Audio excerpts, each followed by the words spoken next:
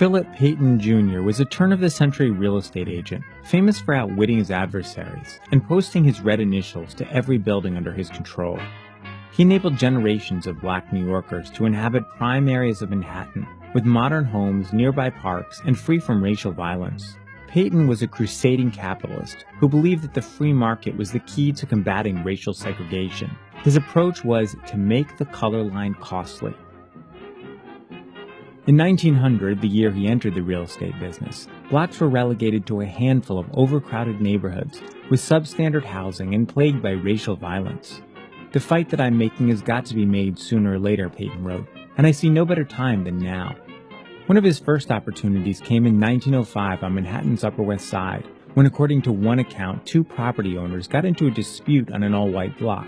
One of them retaliated by inviting blacks to move into her two buildings.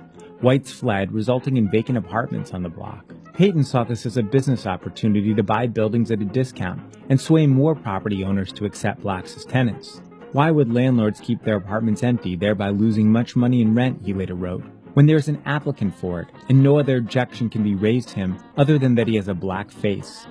So he and a team of investors started leasing and buying up properties on West 99th Street at a discount, one after another.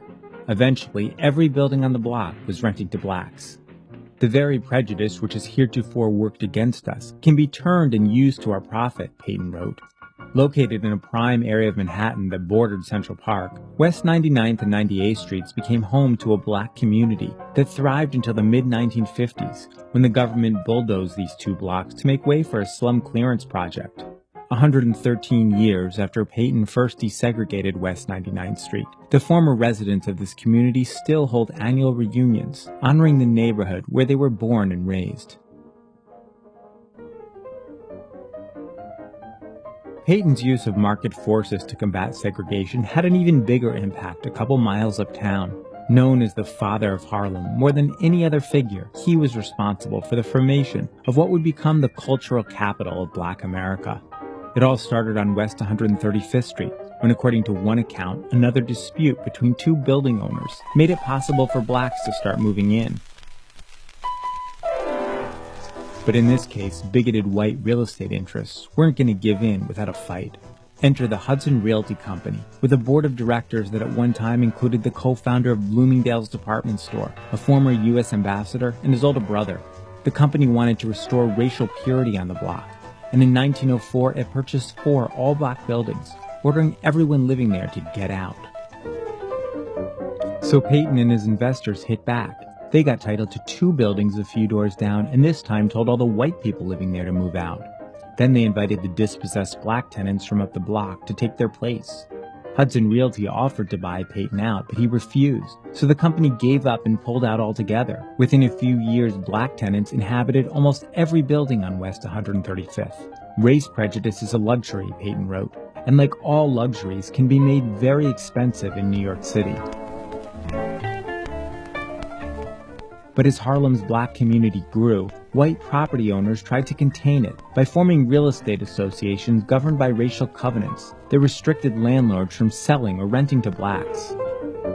Again, Payton struck back, this time by reminding landlords that participating in racial covenants meant foregoing potential income, because blacks typically paid more in rent. As he wrote in a 1908 ad, "If that colored tenement of yours is not paying you better than anything else you own, something is wrong." With landlords choosing profit over prejudice, over time the racial covenants unraveled. In 1912, building owner Reginald Schenck told the New York Times that he rented his brownstone on 130th Street to blacks because "I can get more from Negroes than from white tenants."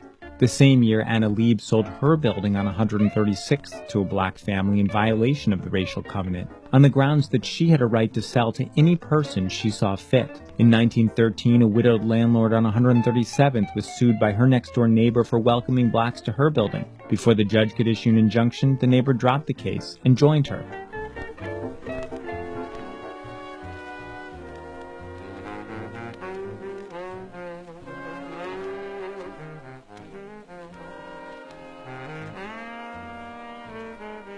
A 100 years since Payton's death, there are no monuments honoring him, or even a plaque on his former home. Yet Black Harlem might not exist if it weren't for this visionary realtor, who who saw that in a free market, bigots can be forced to pay a price for their prejudice by making the color line costly.